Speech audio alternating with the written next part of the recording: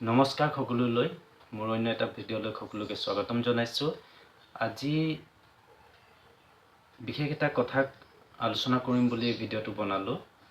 কাৰণ আমাৰ বৰ্তমান সময়ত অসম চৰকাৰৰ যিসমূহ চাকৰি আছে বা অসমৰ যিবিলাক চাকৰিৰ সমস্যা হৈ আছে তাৰ মাজত আটাইতকৈ ডাঙৰ সমস্যা এটা হৈছে অভাৰলেপিঙৰ সমস্যা। অভাৰলেপিং যথেষ্ট পৰিমাণে হৈ আছে। এজন কেণ্ডিডেটৰে নাম বহুকেইটা চাকৰিত অহা দেখা গৈছে। তো সেইটো এটা ডাঙৰ সমস্যা। কাৰণ এজন কেণ্ডিডেটে অবভিয়াছলি এটাই চাকৰি ল'ব পাৰিব, কিন্তু সেই এজন কেণ্ডিডেটৰ নামটোৱে বহুকেইটা চাকৰিত সোমাই পৰাৰ কাৰণে বহুকেইজন কেণ্ডিডেটে তাৰ তলৰ কেণ্ডিডেটে হয়তো সেইবোৰ চাকৰি পালে হয়, বা তেওঁৰ নামটো যদি এজেগাত আহিলে হয় তেতিয়াহ'লে বাকী যিবোৰ ঠাই আছিলে সেইসমূহ ঠাই খালী হৈ থাকিলে হয়। তো তাত বেলেগ অন্য কোনোবাই চাকৰিটো পোৱাত সহজ হ'ল হয়। তো সেইটো এটা ডাঙৰ সমস্যা হৈ আছে বৰ্তমান সময়ত। কাৰণ মামাই ইতিমধ্যে ADR ক্ষেত্ৰত সেই সমস্যাটো নাইকিয়া কৰিম বুলি কৈছে, অলৰেডি নটিচো দিছে যে ADR ক্ষেত্ৰত অভাৰলেপিংটো নাইকিয়া কৰা হ'ব। কিন্তু বাকী যিবোৰ আছে সেইটোৰ ক্ষেত্ৰত সেই সমস্যাটো সমাধান কৰিব নকৰিব সেইটো আমি সঠিকভাৱে ক'ব নোৱাৰোঁ। কাৰণ ইতিমধ্যে টেটৰ ৰিজাল্ট দিছে, গ্ৰেজুৱেট টিচাৰ, পষ্ট গ্ৰেজুৱেট টিচাৰৰ ৰিজাল্ট দিলে, তাত বহুতৰে নাম আহিছে। আৰু সেইসকল কেণ্ডিডেটৰে নাম আকৌ ADRত সোমাই আছে, অসম পুলিচত সোমাই আছে, আপোনাৰ অসম পুলিচ SIত সোমাই আছে।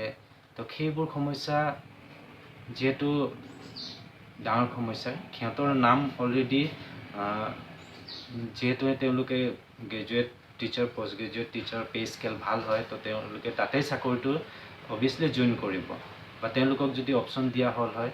কাৰণ তেওঁলোকে এতিয়া এনেকুৱা হৈ গৈছে, সেই ভাল ভাল ষ্টুডেণ্ট কিছুমানৰ নামেই সকলো চাকৰিতে সোমাই আছে। তেওঁলোকেতো অবভিয়াছলি এটা চাকৰিয়ে ল'ব, সকলো চাকৰিটো তেওঁলোকে দুটা তিনিটা চাকৰি কৰিব নোৱাৰে, যিকোনো এটাটোহে ল'ব তেওঁলোকে। তো য'ত পে স্কেল ভাল হয় বা তেওঁলোকৰ সুবিধা মতে তেওঁলোকে ল'ব।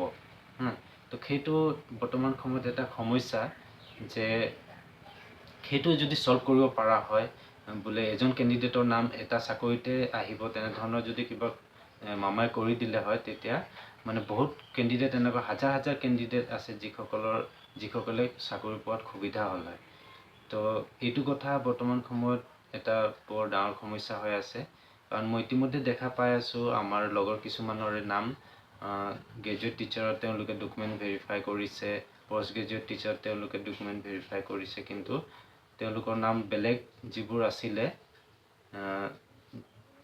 পুলিচ হওক, ADRত হওক, তেওঁলোকৰ তাতো ৰিজাল্টটো ভাল হৈ আছে।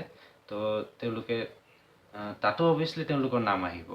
গতিকে তেওঁলোকে যদি এটাত যদি তেওঁলোকৰ নাম, বা তেওঁলোকে এটাত যদি হ'ল হয়, বাকীবোৰৰ পৰা তেওঁলোকৰ নাম যদি আঁতৰাই দিলে হয়, তেনেহ'লে অবভিয়াছলি তলৰ যিবিলাক কেণ্ডিডেট হয় সেইবিলাকে সুবিধা পালে হয় সেইবোৰ ঠাইত নিজৰ নাম ভৰ্তি কৰিবলৈ। তো এইটো বৰ্তমান এটা বৰ ডাঙৰ প্ৰব্লেম হৈ আছে, যে প্ৰায় 1-2 হাজাৰ চাকৰি অভাৰলেপিঙৰ নামতে, পোষ্ট 1-2 হাজাৰ পোষ্ট প্ৰায় অভাৰলেপিঙৰ নামতে গুচি যায়। তো মোৰ ফালৰ পৰা আমাক ৰিকুৱেষ্ট কৰোঁ যে যিসকল কেণ্ডিডেটে অলৰেডি তেওঁলোকৰ নাম আহিছে ভাল পে স্কেলত, তো তলৰ যিবিলাক পে স্কেল হয় সেইবিলাকৰ পৰা তেওঁলোকৰ নামটো আঁতৰাই দিলে তলৰ যিবিলাক কেণ্ডিডেট হয় সেইবিলাকে সুবিধা পালে হয়।